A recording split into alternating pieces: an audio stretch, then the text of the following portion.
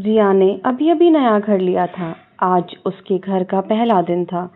घर में चहल-पहल थी, ढेरों मेहमान आए हुए थे। पूरे दिन उनकी खातिरदारी करते-करते और घर के सामान जमाते-जमाते रिया बिल्कुल थक चुकी थी।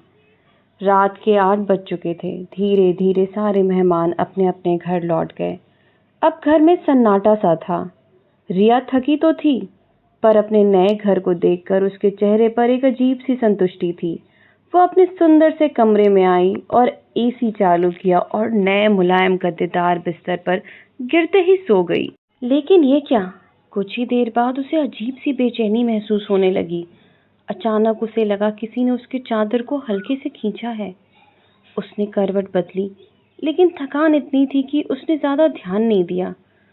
फिर कुछ पलों बाद उसे महसूस हुआ कि कोई बर्फ जैसे ठंडे हाथों से उसके माथे को सहला रहा है और फिर उन उंगलियों ने उसके बालों को जकड़ लिया और एक झटके से बाल खींचे जाने लगे। रिया चीखते हुए उठ बैठी।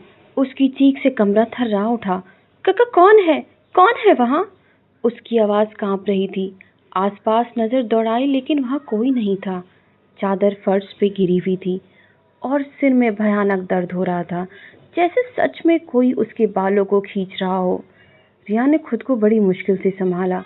मन ही मन खुद को समझाया कि शायद कोई बिल्ली अंदर आ गई होगी या फिर बस थकान का भ्रम था। आंखें मूंदते ही वो फिर से सोने की कोशिश करने लगी। सुबह हुई। रिया ने खुद को सामान्य किया, तैयार होकर ऑफिस के लिए निकलने लगी। जैसे ही वो घर के बगीचे में पहुंची, उसकी नजर एक छोटी सी बच्ची पर पड़ी। लगभग 3 साल की थी, फटे पुराने कपड़ों में लिपटी, घुटनों और कोहनी में बुरी तरह घायल। रिया डरते डरते उसके पास गई। बिटिया, तुम्हें ये चोट कैसे लगी? कहाँ रहती हो? तुम्हारे मम्मी पापा कहाँ हैं? रिया ने एक के बाद एक कई सवाल पूछ डाले। बच्ची उसे एकटक देखती रही। उसकी आंखों में अनकही पीड़ा थी।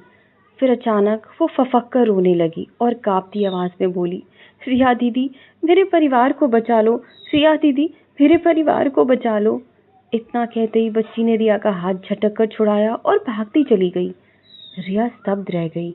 उसके कानों में बच्ची की गूंजती हुई आवाज अब भी गूंज रही थी, मेरे परिवार को बचा लो, मेरे परिवार को बचा लो। हवा भारी हो चुकी थी और रिया के लिए अब हर कदम डर और रहस्य से भरा हुआ था। आगे जानने के लिए पार्ट 2 देखिए।